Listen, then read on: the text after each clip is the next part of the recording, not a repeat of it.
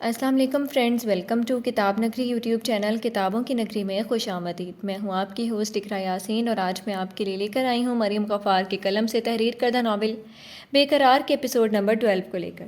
اس episode کو start کرنے سے پہلے آپ جلدی سے کر لیجئے ہمارے چینل کو سبسکرائب، ویڈیو کو لائک اور کلک کر لیجئے بیل آئیکن کو۔ اب آتے ہیں ایپیسوڈ کی جانب۔ جس نے پکوڑے بنائے ہیں وہ کہاں ہیں؟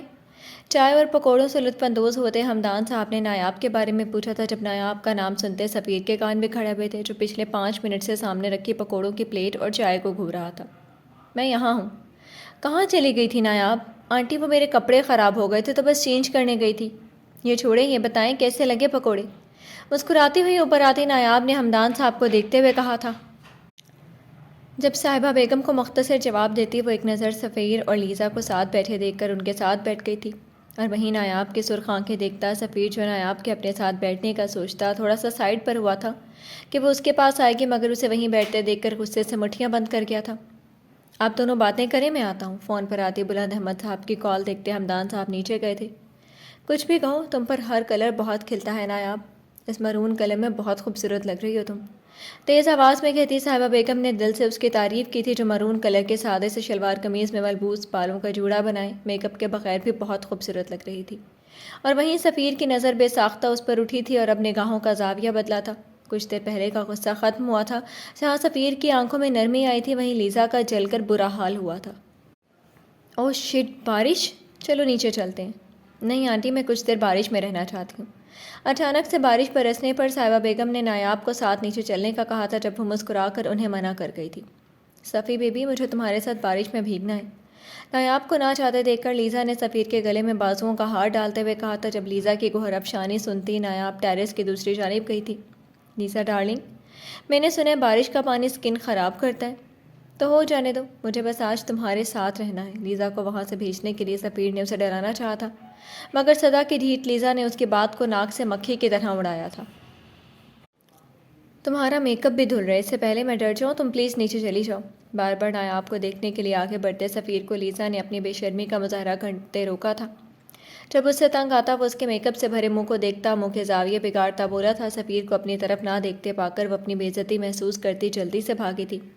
میں جب جب اپنی محبت کا اعتراف کرنے کے لیے آپ کی طرف قدم بڑھاتی ہوں، آپ تب تب مجھے غلط ثابت کر دیتے ہیں۔ میں آپ کی ہر بات بھلانے کو تیار ہوں، کیا میری یہ غلطی آپ معاف نہیں کر سکتے؟ برستی بارش میں وہ اپنے دونوں ہاتھ پھیلائے اپنے اندر دل و دماغ میں چلتی سوچوں کو کم کرنے کی کوشش میں تھی، جب اس کے پیچھے آتے سفیر نے اس کے بندھے بال پشت پر بکھیرے تھے۔ تیری آنکھوں کے نمکین مزے، تیری مسکراہٹ سے بے پرواہ توہین رسالت، تیری زلفوں کے لہرانے والے اعضا، میں نہیں بھولوں گا۔ جب تک ہے زندگی، جب تک ہے زندگی، ہاتھ سے ہاتھ چھوڑنا، تیرے سائے سے منہ موڑ کر دوبارہ مڑ کر مت دیکھنا۔ نہیں، میں تمہیں معاف کر دوں گا جب تک ہے زندگی، جب تک ہے زندگی۔ بارش میں بے باک تیرے ڈانس کے ساتھ، بلا وجہ ہر چیز تیرے روٹھنے کی وجہ سے، چھوٹی چھوٹی تیری بچکانہ بدماشی سے میں پیار کروں گا، جب تک ہے زندگی، جب تک ہے زندگی۔ تیرے جھوٹے وعدوں سے، اپنے جلتے ہوئے خوابوں کے ساتھ، تیرے حسن کے سامنے میں ہار مان کر کھڑا رہوں گا، جب تک ہے زندگی، جب تک ہے زندگی۔ اسے گول گول گھماتا، وہ سحر انگیز آواز میں سرگوشی کرتا اسے اپنے روبرو کر گیا تھا۔ جب وہ سرخ آنکھوں سے اسے دیکھتی، لب دبا گئی تھی۔ ایک بار کہہ دو بیوی، محبت کرتی ہو مجھ سے، اور کہہ دو تم نے کبھی رمیز سے محبت نہیں کی۔ قسم کھا کر کہتا ہوں، سب بھول جاؤں گا۔ ہر روز، ہر دن، ہر رات تمہارے عشق میں پاگل ہو کر دیوان لکھوں گا۔ تمہیں اپنے اس قدر قریب کر لوں گا کہ کوئی چاہ کر بھی دور نہیں کر پائے گا۔ ایک بار کہہ دو رمیز سے محبت نہیں تھی تمہیں۔ ایک بار کہہ دو تم اس شخص کو نہیں جانتی۔ کہہ دو تم اس کے ساتھ بھاگنے والی نہیں تھی، بس ایک بار۔ نایاب کی پیشانی سے پیشانی ٹکاتا وہ گھمبیر لہجے میں گویا ہوا تھا، جہاں وہ جو اس کے کہنے پر اپنی محبت کا اظہار کرنا چاہتی تھی، مگر اگلے ہی پل اس کی دوسرے جملے نے اس کے لبوں پر قفل لگائی تھی۔ آج ایک بار کہہ دو سویٹ ہارٹ، جھوٹ ہی کہہ دو، مان لوں گا، تمہاری قسم۔ نایاب کے چہرے کو وہ اپنے ہاتھوں کے پیالے میں بھرتا وہ بوجھل لہجے میں بولا تھا۔ اس کے لہجے میں کیا نہیں تھا؟ تڑپ، محبت، پاگل پن، دیوانگی۔ اور وہیں سفیر کی آنکھوں میں دیکھتی وہ ساکت ہوئی تھی۔ وہ نہیں کہہ پائی تھی کہ اس نے ایک کم ظرف انسان سے محبت نہ سہی، مگر اس کی جھوٹی اچھائی کو پسند کرنے کی غلطی کی تھی۔ وہ جھوٹ نہیں بول پا رہی تھی۔ اگر آج وہ جھوٹ بول دیتی تو شاید سفیر اس کے جھوٹ کو بھی سچ مان کر سب بھول جاتا، لیکن نایاب کی ضمیر نے اسے جھوٹ بولنے سے روک دیا تھا۔ سفیر، یہ سچ ہے کہ مجھے رمیز اچھے لگے تھے، لیکن جب میں بس بس نایاب شاہ بس، تم ایک جھوٹی مکار عورت ہو۔ تم آج بھی اپنے شوہر کے ساتھ ہوتے ہوئے غیر مرد کے خیالوں میں رہتی، اسے سوچتی ہو، مسکراتی ہو، اور میرے ذرا قریب آنے پر دم نکلنے لگتا ہے تمہارا۔ تم عورتیں ایسی ہی ہوتی ہو، محبت کسی سے، شادی کسی سے، اور تعلق کسی اور سے رکھتی ہو۔ وہ سفیر کے چہرے پر ہاتھ رکھتی بمشکل بولی تھی، جب وہ اس کے منہ سے ابھی بھی وہی بات سن کر ہتھے سے اکھڑا تھا اور جھٹکے سے اسے خود سے دور کرتا وہ چلایا تھا، سفیر، آپ اپنی غلیظ سوچ مجھ پر مسلط نہیں کر سکتے۔ سوچ میں خود پورے کا پورا غلیظ ہوں، لیکن جو کرتا ہوں ڈنکے کی چوٹ پر کرتا ہوں۔ تم تو ایک جائز تعلق سے بھاگ کر ایک ناجائز تعلق کو اہمیت دیتی ہو، اور پھر جھوٹ بھی بولتی ہو۔ آپ نے کب دیکھا مجھے ناجائز تعلق بناتے ہوئے؟ کیوں بہتان لگا رہی ہیں؟ ٹھیک ہے، کہہ دو تمہیں کل رمیز کی کال نہیں آئی، اس نے تم سے ملنے کا مطالبہ نہیں کیا، بولو۔ سفیر کے ہر بار کے الزام سے وہ تھک گئی تھی، تبھی آج وہ ساری بات کلیئر کرنا چاہتی تھی، مگر سفیر کو تو جیسے اس کی کوئی بات سننا ہی نہیں چاہتا تھا۔ نایاب کا منہ اپنے شکنجے میں لیتا وہ غصے سے چلایا تھا، اور وہیں پیچھے کھڑی لیزا مسکرائی تھی۔ آخر کو وہ اپنے پلان میں کامیاب ٹھہری تھی۔ جھوٹ، ایک اور الزام! آپ میرے بارے میں جانتے کتنا ہے؟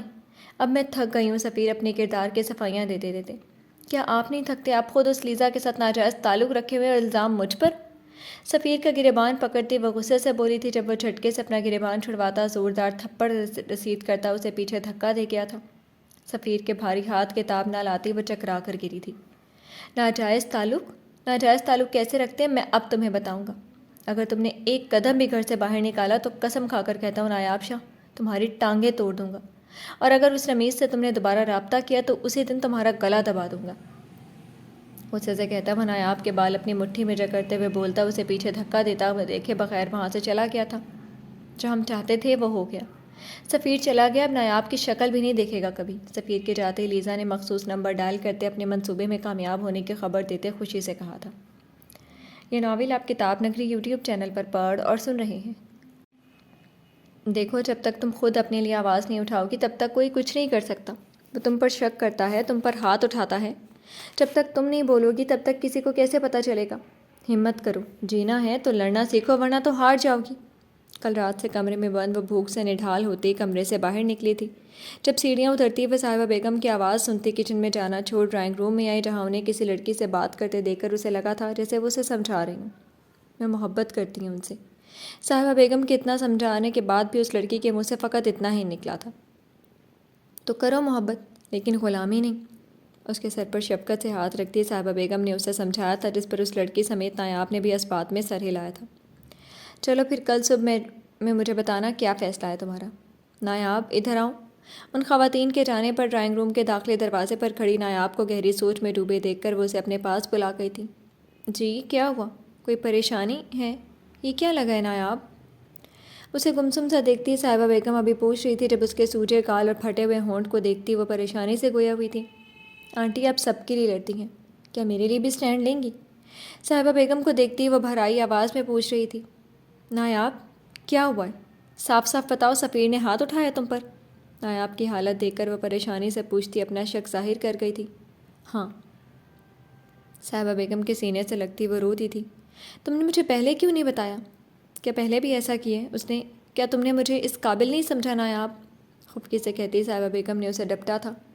وہ اول روز سے مجھے ٹارچر کر رہے ہیں آنٹی، اب میں تھک گئی ہوں اپنی پارسائی کا یقین دلاتے۔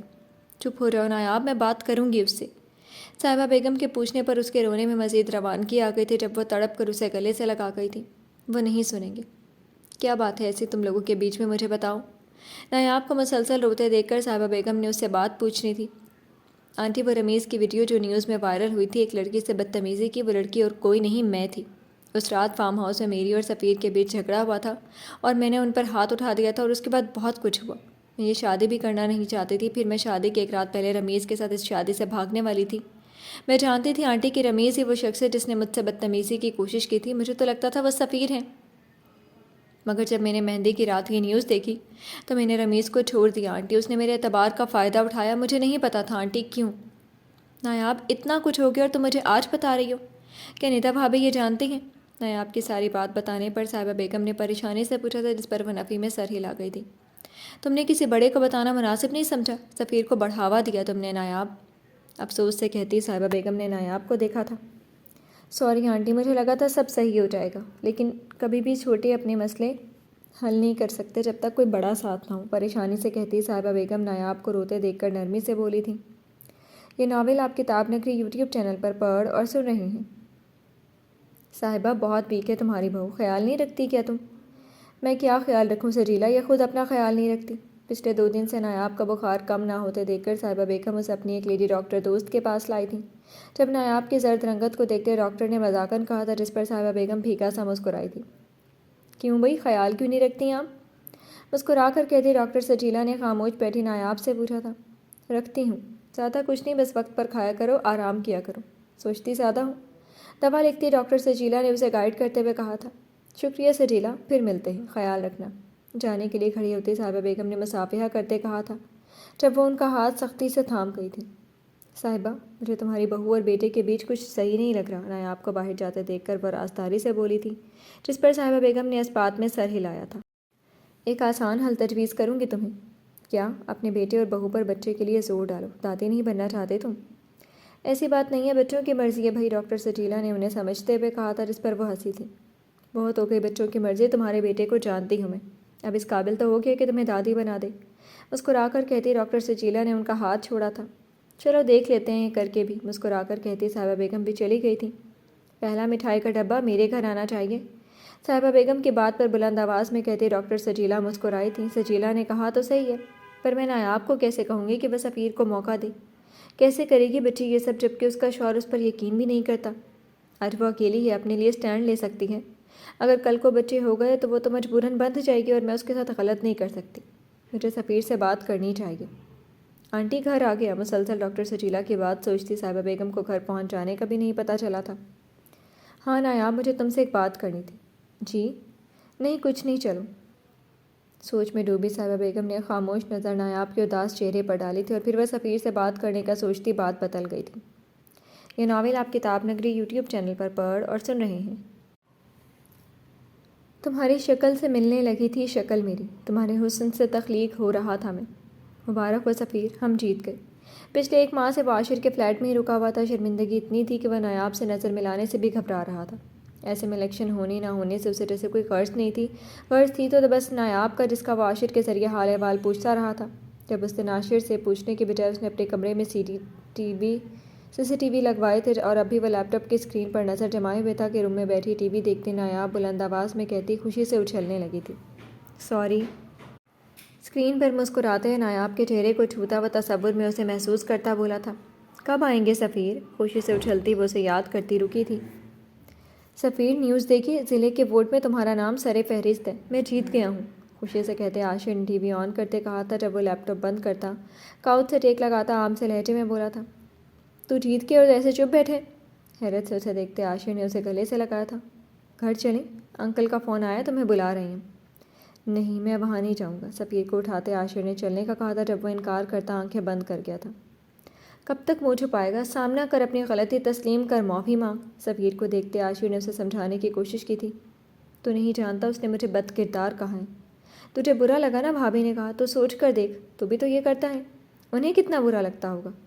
اپنے اور نایاب کے بیچ ہوئی بد کلامی یاد کرتے سفیر کو نئے سرے سے غصہ آیا تھا۔ جب اسے دیکھ کر افسوس سے کہتے عاشر نے اسے آئینہ دکھایا تھا، میں نے کبھی اسے بد کردار نہیں کہا، بس پوچھا ہے رمیز کے بارے میں۔ عاشر کی بات پر وہ سیدھا ہوتا بولا تھا، پوچھنا بھی اسی زمرے میں آتا ہے سفیر، اس شخص سے دھوکہ انہوں نے بھی کھایا، لیکن تو نہ خود بھولتا ہے نہ انہیں بھولنے دیتا ہے۔ ضبط سے مٹھیاں بند کر کے بیٹھے سفیر کو دیکھتا وہ نہایت آہستگی سے بولا تھا، جب سفیر نے پرسوچ انداز میں اسے دیکھا تھا۔